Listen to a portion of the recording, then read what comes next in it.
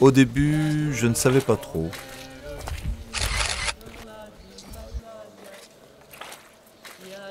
Pourtant, je n'habitais pas loin.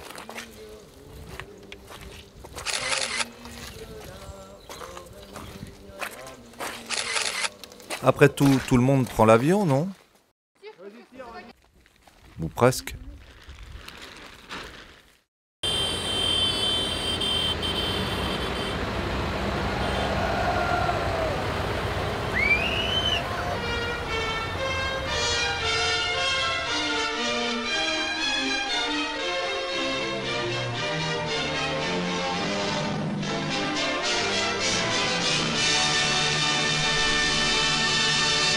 Un aérodrome à Notre-Dame-des-Landes, un projet qui date de 1963.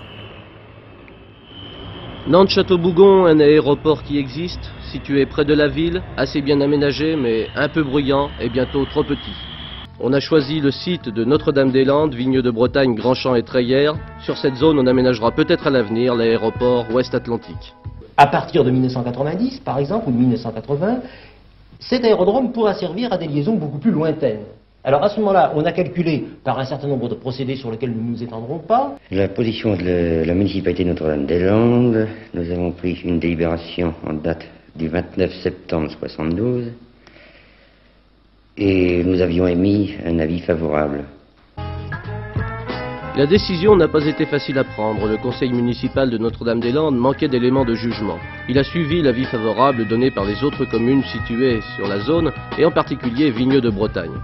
Dans un premier temps, le préfet de région a signé la création de la zone où sera situé l'aéroport, la ZAD. Et qu'est-ce que ça vous fait, vous, de savoir qu'il y aura un aérodrome ici? On aurait autant aimé pas, mais... Enfin, Qu'est-ce qui va se passer pour vous?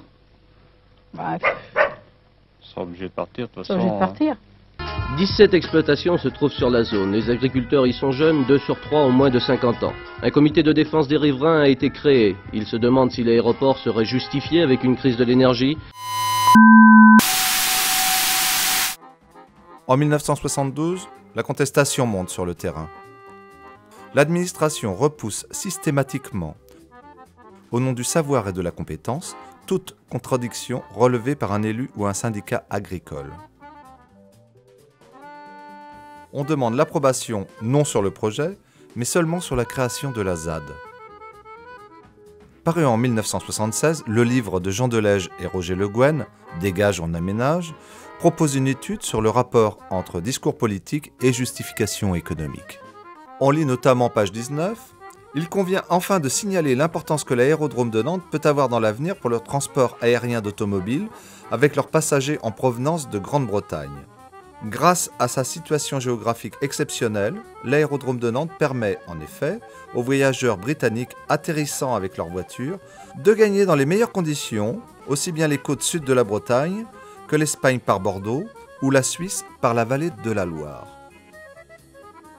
Delège et Le Guen soulignent « Tous ces discours ne reposent sur rien, sinon sur une espèce d'idéologie globale du progrès, maquillée avec un aplomb incroyable en savoir d'experts. » De trouver un site un peu plus éloigné, quoique suffisamment proche, permettant à la fois d'éviter des nuisances et de permettre un trafic bien plus considérable. On escompte en 1985 un trafic de l'ordre de 1 300 000 passagers. Le terrorisme des études fait son œuvre. On applique le principe d'extrapolation des chiffres sur 30 ans pour justifier le projet. Par exemple, l'estimation en 1970 du trafic de l'aéroport Nantes-Atlantique pour l'an 2000 est de 5 millions de passagers. En 2011, le trafic est en réalité de 3,2 millions. Dame Dieu, je ne resterai pas quand j'entendrai le vacarme. C'est une porte ouverte pour l'avenir et c'est une des portes ouvertes les plus intéressantes à mon avis pour le décollage de l'ensemble de l'Ouest français. Oh, je resterai pas. Comment? Je serai foutu, mais faut pas compter là-dessus. Pensez-vous que cet aéroport puisse apporter des avantages à l'ouest? L'aéroport apportera de gros avantages à l'ouest car admettez qu'il démarre vers 1980. C'est tout de même de l'ordre de 7 à 8 000 emplois au départ et ceci ira en grossissant pour atteindre peut-être 12-15 000 à la pleine prospérité de l'aéroport. Ceci est important car c'est vraiment un élément structurant supplémentaire pour le réseau routier comme pour l'ensemble aérien français. Le choc pétrolier de 1973 freine les ardeurs. Mais les gènes du modernisme sont malgré tout les plus forts. Mais à l'horizon 2028, Nantes Atlantique sera probablement saturée avec un trafic de 4 millions de passagers, d'où la nécessité d'une nouvelle plateforme. Il ne s'agit pas de concurrencer Nantes Atlantique, bien entendu, mais de tenir compte de l'évolution des trafics au deuxième millénaire et d'être prêt à répondre, dans le cadre de l'arc atlantique, à un grand aéroport recouvrant encore une fois 2 régions, voire plus. Même à Rennes, ce vieux projet est vu d'un œil favorable par la Chambre de commerce. L'aéroport de Saint-Jacques n'a pas de réelle vocation internationale. En 2000, Lionel Jospin, alors Premier ministre, ressort le projet du chapeau. Un aéroport ouest-Atlantique, rien de tel pour faire vibrer les élus bretons, toujours prompt à réagir face au centralisme jacobin. L'UDB a historiquement été en fait favorable à Notre-Dame-des-Landes. Plutôt que de faire un 3e aéroport parisien, l'UDB a toujours défendu l'idée d'un aéroport international en Bretagne. Il y avait l'idée aussi que l'aéroport Notre-Dame-des-Landes aurait permis à la Bretagne un peu de s'émanciper de l'attraction parisienne. Mais nous avons redemandé à redébattre de cette question de l'aéroport il y a quelques années. Et donc ce débat a eu lieu. Et aujourd'hui, ce qui est quand même assez remarquable, c'est que l'UDB ne défend plus cette position. La petite section que nous animons est clairement positionnée contre l'aéroport Notre-Dame-des-Landes. L'UDB laisse la responsabilité à chaque section, à chaque fédération de se positionner. Rien à faire, il va falloir que je mette les mains dans le cambouis. La création de la ZAD date de 1974. Sa surface est de 1650 hectares sur un territoire composé à 98% de zones humides. Le choix du site? C'est plat, pas grand monde, près de Nantes. Une enquête d'utilité publique a été réalisée sur une période de 6 semaines en 2006. J'ai lu le rapport, 359 pages. Page 50, on peut lire. Un objectif majeur du projet est de libérer des espaces constructibles, proches ou dans l'agglomération. Nantaise, bien sûr. C'est le président de Vinci Airport qui parle. Ce transfert n'est donc pas une réponse à des problèmes aéronautiques, comme on a voulu nous le faire croire tout le temps, mais un choix politique de développement du territoire.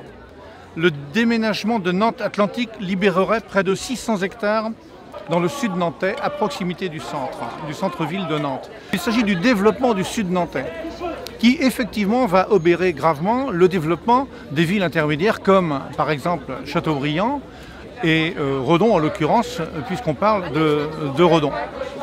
Et dans 5 ans, les avions décolleront pas. Et dans 5 ans, les avions décolleront pas. Les aéroports, ils peuvent toujours rêver. Chaque jour un peu plus, on les fera cauchemarder. Le nombre d'avis motivés défavorables au projet s'élève à 63%.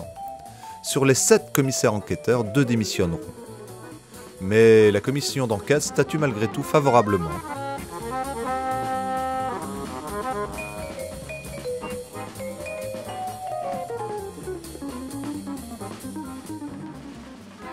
Le sénateur maire de Nantes de l'époque, René Chauty, aujourd'hui reconverti dans le nucléaire, déclare alors « Notre-Dame-des-Landes pourrait devenir le futur Rotterdam aérien de l'Europe ». Rien que ça. Pour financer le projet, l'État opte pour un partenariat public-privé. En 2011, le groupe Vinci remporte l'appel d'offres et devient concessionnaire de l'aéroport Grand Ouest pour une durée de 55 ans. Sur un budget estimé à 561 millions d'euros, la participation de Vinci s'élève à 310 millions d'euros au lieu des 4 à 500 évoqués au départ. 100 millions proviendront des bénéfices réalisés sur les recettes de Nantes Atlantique entre 2010 et 2017. 100 millions sont empruntés sur les marchés financiers avec la caution des collectivités territoriales. Enfin, 110 millions seront apportés en capital par les actionnaires de Vinci, qui en exigent un rendement annuel de 12%. La société Vinci gère également l'aéroport de Rennes, Dinard, Quimper, Saint-Nazaire et jusqu'en 2017 Nantes Atlantique. Ainsi, bon nombre, et non des moindres, des 14 aéroports de l'Ouest français sont sous la coupe de Vinci. À sa mise en service en 2017, l'aéroport sera calibré pour accueillir 4 millions de passagers, comme l'aéroport actuel de Nantes.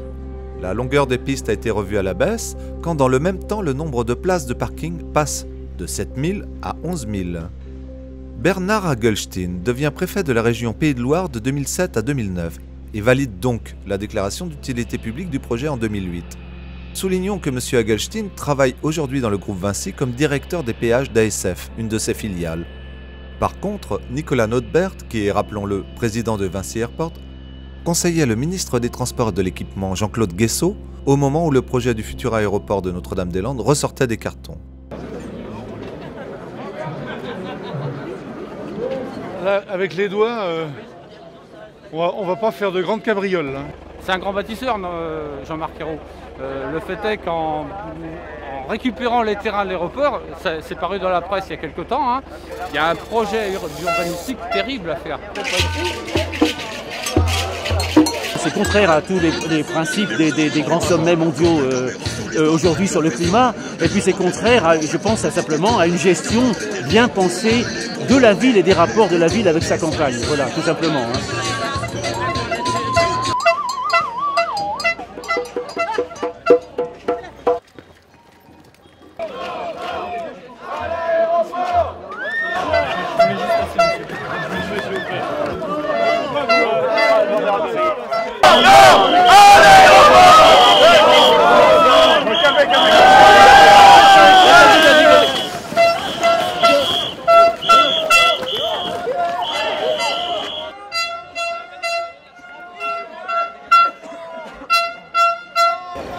C'est contaminant là, il est où? Allez, avancez. Avancez. Allez, restez ici. Eh ben, ça deux, une gars deux, stop sur place, une gars, vous revenez. Eh, vous mettez à deux, vous dégagez. Dégagez-le là. Ok, vous l'interpellez. S'il vous plaît, la caméra. Merci, s'il vous plaît, monsieur. Non, s'il vous plaît. Non, vous attendez. Je filme une interpellation.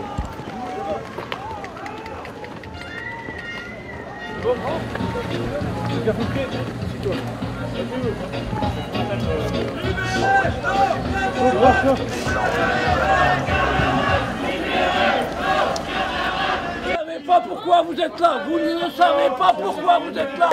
Et les pour faire ça. Dès l'instant où on faisait un cortège pacifique, une manifestation pacifique, il n'y avait pas lieu de venir à la provocation. Ce jour, c'est de la provocation policière. J'ai rien contre les pauvres esclaves qui sont devant nous, carapassonnés, bottés, comme si on était bardés de mitraillettes et tout. C'est à mourir de misère à vous regarder, mes pauvres gens. Ce qu'on souhaite, c'est que vous ayez la retraite le plus vite possible. Que vous alliez faire votre jardin avec vos enfants. C'est une sorte de transposition du jacobinisme au niveau des secteurs entiers de la France. Ça, c'est pas du tout souhaitable, à mon avis. On peut très bien, bien entendu, dans le cadre de l'Europe, remodeler, si on veut, hein, les cadres de décision. C'est très important. La région est fondamentale. Et l'interrégionalité aussi.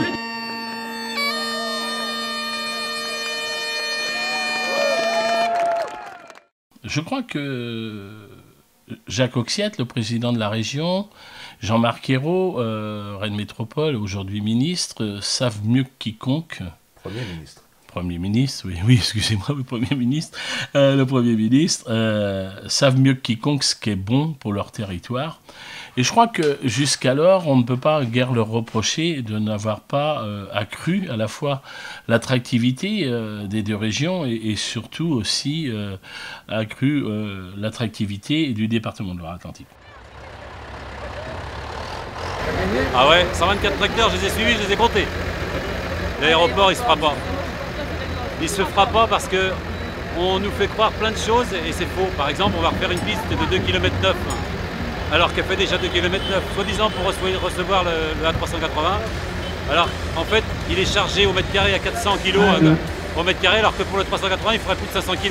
Donc je rappelle 200 tracteurs, c'est 124 ridicule. Qui viennent du Nord. Notre-Dame, plus de pression policière. L'aéroport actuel, il peut aller jusqu'à 7 millions, actuellement. Celui qu'on construit va aller à 4 millions. mais on l'agrandira après. Donc financièrement, ça va être démesuré. On refait la même longueur de piste. Alors, il suffirait de la mettre dans l'autre sens. Au niveau de l'aéroport actuel à Nantes-Atlantique, il suffirait, c'est possible de la faire. Il y a une étude qui a été faite. 90 000 hectares de terre qui disparaissent chaque année en France. Hein. Ça, c'est les chiffres de la Chambre d'agriculture. 90 000 hectares. On va bouffer quoi? À la fin, on va bouffer du béton et de l'acier, c'est ça? Non, mais c'est du délire. Des liens sociaux très forts et qui disent non.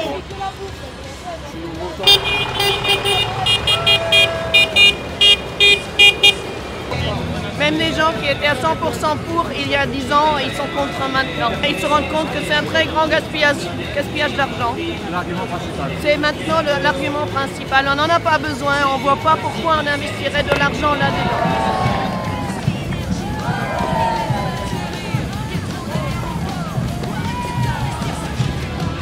Oui, à la qualité de vie.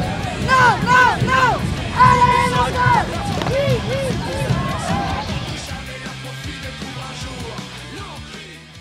Ce que j'ai lu, et je fais confiance encore une fois au président de la région et aussi au maire de Nantes, c'est que on serait sur un retour à meilleure fortune à horizon 45-50 ans dans la concession. On voit bien l'évolution du nombre de passagers les 2 dernières années, puisque la fréquentation avec des compagnies qui sont venues s'installer là, des compagnies low cost, notamment vers les pays du Sud, du Maghreb notamment, on voit bien que le nombre de passagers a quasi doublé en 3 ans. Donc moi je ne lis pas dans le mar de café, je fais confiance aux élus. D'après les opposants au projet, conserver l'actuel aéroport de Nantes, c'est possible. C'est un aéroport international de catégorie A, de 320 hectares pouvant accueillir les gros porteurs. La saturation d'un aéroport, argument majeur du transfert de l'aéroport actuel, n'est pas liée au nombre de passagers, mais au nombre de mouvements d'avions, c'est-à-dire au nombre d'atterrissages et de décollages. En comparaison de surface, Genève fait beaucoup mieux avec 13 millions de passagers contre 3,2 millions pour Nantes en 2011. San Diego, c'est 17 millions de passagers. La piste de l'aéroport Nantes-Atlantique pourrait permettre jusqu'à 35 mouvements par heure au lieu des 10 à 12 actuels. Notons que ce chiffre est quasi stable depuis 2000, se situant autour de 45 000 mouvements par an, alors que le nombre de passagers a doublé. On voit bien que c'est l'emport, c'est-à-dire le taux de remplissage des avions, qui est la clé et l'enjeu des compagnies aériennes.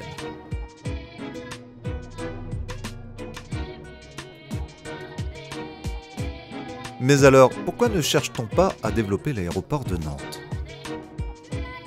Là, depuis 40 ans, un espace était dédié pour développer et accroître l'attractivité de la grande région Ouest, parce qu'il ne s'agit pas que de la région Pays de Loire, s'il s'agit bien là, de la grande région Ouest, et les Bretons le soutiennent aussi. Il n'y a pas quand même que des idiots parmi les élus bretons, et je crois que la grande majorité le soutiennent. Donc si Jean-Marc Ayrault a fait cette démarche, je suis d'accord avec vous.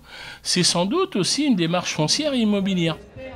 Il y a combien de tracteurs, on ne sait pas, mais il y en a pas loin de 200. Nous, on est là parce qu'aujourd'hui, il y a le procès d'un paysan qui a eu le malheur de bouger de son tracteur devant les forces de l'ordre à une manifestation précédente. Le sud de l'Atlantique. Pas de paysans, pas de pâté, pas de bière. Il est temps qu'on fasse une croix sur ce projet et qu'on n'en parle plus, quoi. Ça suffit, dans le contexte actuel. Moi, je veux juste vous dire merci d'être venu, parce que c'était bien l'occasion aujourd'hui de montrer une unité là, entre toutes les personnes qui sont dans cette lutte. Quelque part, Ayrault et les politiques de gauche sont exposés par le fait que justement, ce sont eux, la gauche aussi, qui défendent ce projet-là et qui sont au pouvoir actuellement. C'est incroyable, incroyable, incroyable. Jamais je n'ai vu un procureur demander l'interdiction de manifester. C'est un scandale absolu, c'est un scandale total. On a eu les lois Pasqua, on a eu les lois anti-casseurs, mais arriver à demander contre un manifestant pacifiste, un agriculteur... Étant donné que le tribunal considère que le tracteur était une arme, on lui demande aujourd'hui de ne plus se servir de son tracteur. J'adore! Des gros engins comme ça me fait vibrer! Ce qui est regrettable, c'est que la FNSEA soit pas là. La décision n'est pas prise, le 11 novembre n'est pas un but en soi. Si on est acquitté, si je suis acquitté complètement, il n'y a pas de problème, on arrêtera là. Mais sinon, on se réserve le droit d'aller en appel, et on a le droit. Le CEDPA, comité d'élus doutant du projet, qui regroupe plus de 1000 élus à ce jour, a demandé à Delft, un cabinet hollandais indépendant reconnu dans ce domaine, une contre-étude du projet en le confrontant sur le plan économique avec une optimisation de l'aéroport actuel.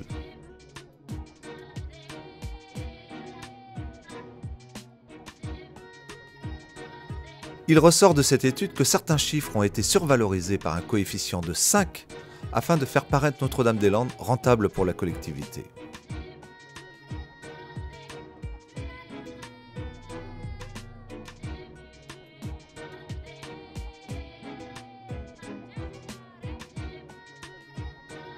Autre point, nulle part n'est mentionné le surcoût probable, estimé généralement à 40% pour ce type d'infrastructure.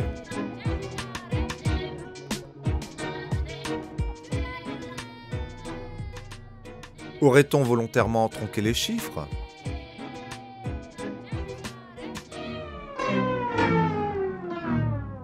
Si j'en crois les résultats de l'étude, et je ne peux pas les contredire, sur le temps de trajet, mais le temps de trajet, il n'impacte pas, à mon sens, c'est une étude qui le montre, et j'ai loin de moi l'idée de le contester. Simplement, moi je fais confiance, encore une fois, je fais confiance à des élus qui, depuis 20 ans, savent quand même ce qui est bon pour le développement de leurs concitoyens. J'insiste, pour le développement de leur territoire et le souci de leurs concitoyens. J'ai l'impression que malheureusement, vous aviez un maire qui s'appelle Monsieur Hérault, qui avait beaucoup d'ambition et qui est devenu d'ailleurs Premier ministre. Et je pense que tous les élus locaux, les maires, j'ai vu ça à Rennes aussi, mélangent l'ambition personnelle et le développement de leur ville. Pour eux, plus la ville est grosse, plus elle est importante, plus ils sont des personnages importants. Les tracteurs arrivent. Des 35, il y en a un paquet aujourd'hui et on est dans leur fief, mais vraiment ils se sont mobilisés. Et c'est vraiment impressionnant de voir le cortège de tracteurs dans la ville de Rennes. J'ai vu quelqu'un qui s'est levé à 5 h ce matin, qui avait démarré son tracteur à 5 h. Et sous la pluie, parce que ce matin ça tombait bien. Donc, Une centaine, je pense. C'est un peu mieux que prévu. C'est bien. Ils veulent passer en force, on le voit, puisque les moyens mis en place pour évacuer les personnes sur le terrain, par exemple, une violence inouïe et surtout des moyens disproportionnés. On n'a jamais vu ça pour ce genre d'opération.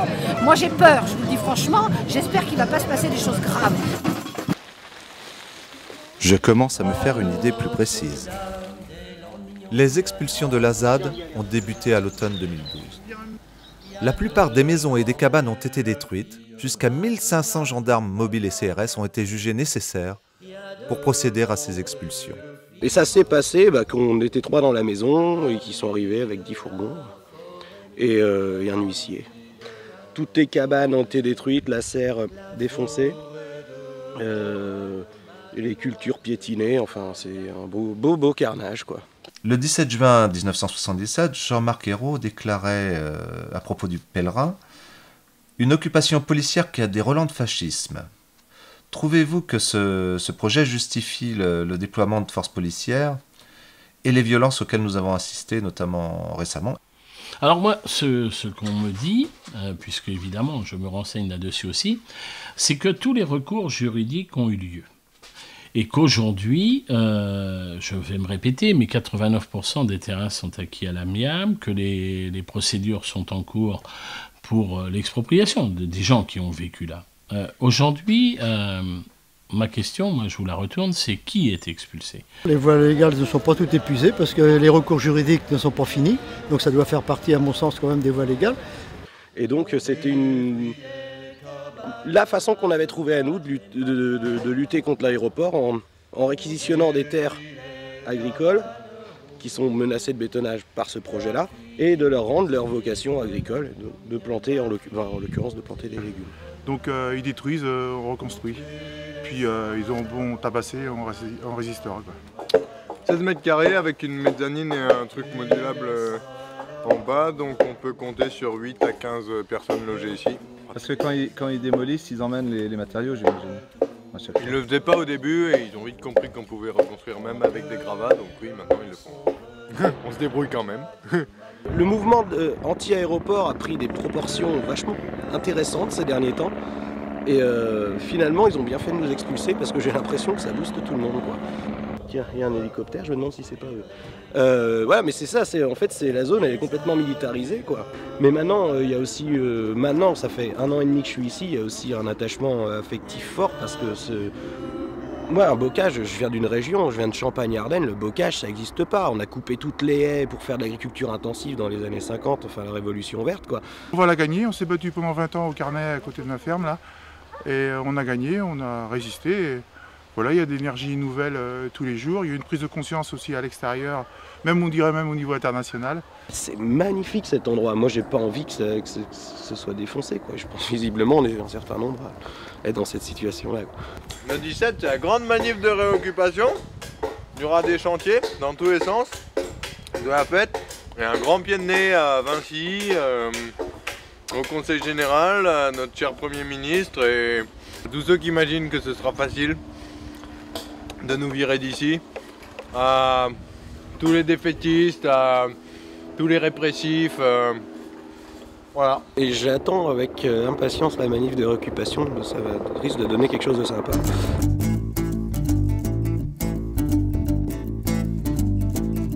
On veut du silence et du temps, on veut sortir à la lumière, on veut cultiver nos enfants et on veut cultiver nos terres. On veut du silence et du temps, on veut sortir à la lumière, on veut cultiver nos enfants et on veut cultiver nos terres. Notre-Dame des landes de terre, Notre-Dame des chemins de long, Notre-Dame des oiseaux de terre, Notre-Dame des livres et des sons. Notre-Dame des landes de terre, Notre-Dame des chemins de long, Notre-Dame des oiseaux de terre, Notre-Dame des livres et des sons. On ne veut pas de temps, on ne veut pas de temps de fer pour les avions. Il n'est plus temps, on ne veut pas de votre enfer. Notre-Dame des fils de fer, Notre-Dame des routes et des ponts, Notre-Dame des oiseaux de fer, Notre-Dame des bêtes à béton.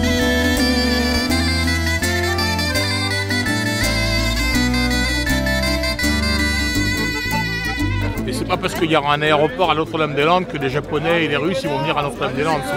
C'est faux. On a toujours dit qu'il ne faut pas que le terrain soit un désert. Parce que si c'est un désert, ce sera trop facile de faire n'importe quoi.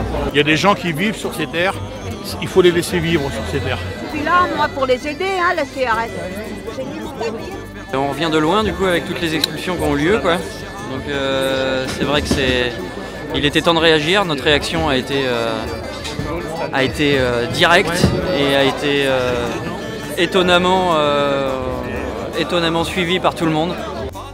On a réalisé tous ensemble plein de choses. On a réussi à construire des bâtiments qu'on n'aurait même pas pu penser, imaginer qu'ils soient debout il y a de ça 2 semaines. Ça va continuer, là. Il y a poussé comme des champignons de partout.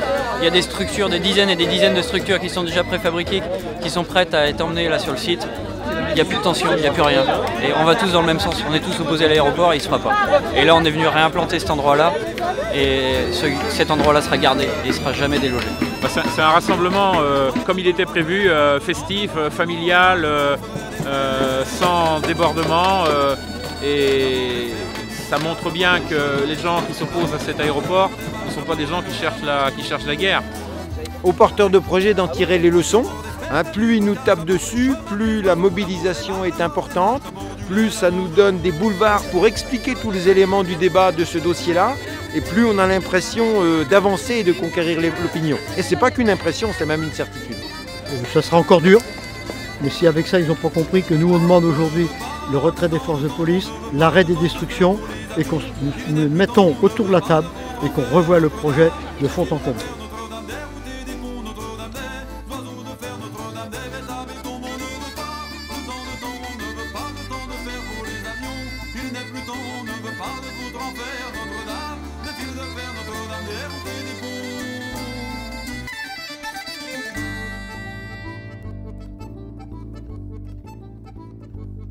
L'autre jour en m'y promenant, j'ai vu le vol d'une hirondelle. J'ai vu qu'elle avait du tourment. Faut leur montrer aux gens que, regarde, que le quotidien de la ZAD c'est ça, et que le quotidien de l'aéroport ça va être ça aussi. Regarde, regarde. Et qu'il va n'en falloir du remblai. Il va n'en falloir du remblai, regarde.